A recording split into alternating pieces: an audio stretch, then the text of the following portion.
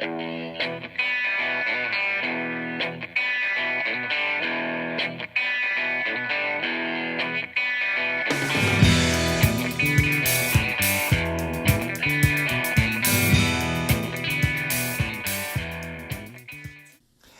a great good afternoon to you. Welcome to the Mind Gym here at the Positive Energy Compound, home of the Mind Gym membership and, of course, the live and in-person Mind Gym experience. Welcome. I am Deetz. I'll be your host for the next 5 to 9 minutes or so. I got a good one for you today, a great one. Imagery and the power of imagery and visualization and all that stuff that we specialized in as little kids. But did you know that you can significantly influence how your life unfolds by the images and the pictures that you continuously keep in your brain? Did you know that? It's true. And researchers have done the studies and have found remarkable results on the effects of imagery on performance, and not just athletic performance, but life performance, your life performance, more importantly. And, those images translate into instructions that guide your every move. And it's interesting because that activation contributes to the development of neural patterns and muscle memory. It's really amazing stuff. So imagery programs the body and the mind to perform. So, it's like if you want to experience greatness, you have to imagine greatness, because by imagining greatness, you increase the likelihood of experiencing it. So I've got 2 stories. One's going to be relatively quick. One's going to be a little bit longer. But the quick one is on visualization and the power of it was, I'm a fight fan. So, boxing, MMA, I tend to watch some of the bigger fights. And I don't know how many years ago it was, there was a great MMA fight between Jose Aldo and Conor McGregor. And at the time, it was like the fight of the century at the time. 2 great fighters. And the fight ended unbelievably quick with a 1-punch knockout by Conor McGregor.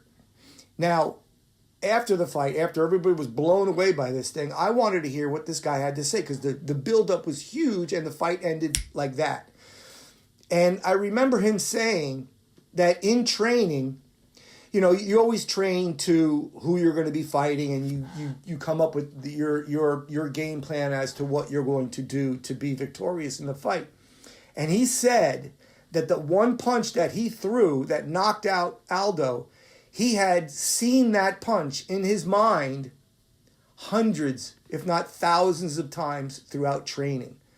And he said, I literally saw it before it happened. So it's like he manifested that. I found that to be incredibly fascinating.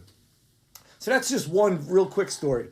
Then the other one actually pertains to me and something that I experienced with visualization and imagery. As a young kid, I was a very good baseball player. That was my sport.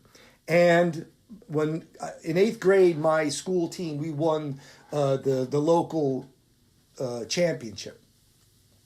So now we're coming into high school, our freshman year, and the varsity coach reached out to me to join the varsity team in spring training. This was my freshman year. And I was real nervous, and I got to play with the varsity guys a couple of games, and I didn't make varsity. I ended up going back down. But I remember talking with my dad about this, and he was real excited. And I know he had visions of grandeur for me. And I remember him telling me that as we started to talk about college, he said to me that when you go to college, you want to play with the best of the best, you want to go to Arizona State University. Now, at the time, I didn't know Arizona State University from my local junior college. I had no idea the differences between college. To me, college was college. So I didn't know the significance and the level of play at Arizona State. But because my dad, who I love and adored, said to me to go to Arizona State, that was it. That was all I had in my mind, and that's all I could envision. Now, I'm envisioning this is before the internet.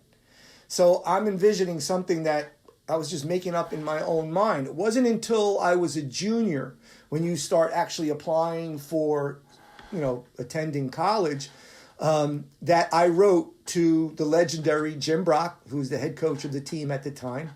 I wrote to him, telling him of my aspirations, and I remember he sent me back, and it was very exciting. He sent me back the baseball program for that year for the ASU baseball team, and I got to thumb through it and see what the uniforms looked like. Again, I had no prior real knowledge of anything about ASU baseball.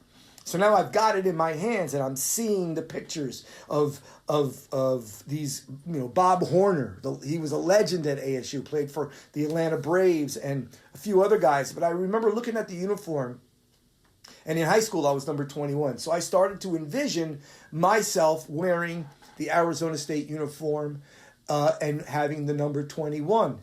Now, my high school career ended. I did get accepted to Arizona State as a student, but I was not accepted as a baseball player. I wasn't even recruited. I wasn't even in their line of vision. But I turned down every local scholarship that was offered to me, and my thing was I was going to walk on. By hell or high water, I was going to be an Arizona State University baseball player. And I ended up trying out with a bunch of phenomenal players around the country, and I made the team. And I got to play at Arizona State for 2 seasons, and then I transferred out, and my baseball career ended up elsewhere.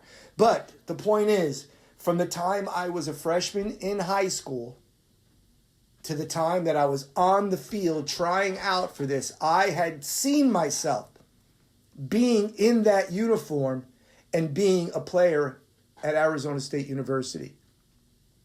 No doubt, and this is before I understood any of this visualization and the mind and the body and all this stuff. I was just doing it as a dream.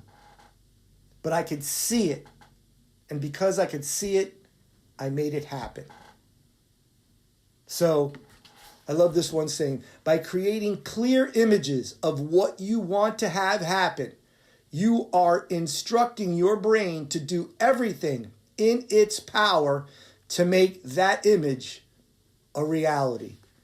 So my question to you is, what is it that you want to create in your life? Envision it. See it clearly. See it clearly and use the powers of visualization and imagery to create whatever it is that you want in your life. Hope you enjoyed this. Hope you got some value from this. Be great, but only always. Peace.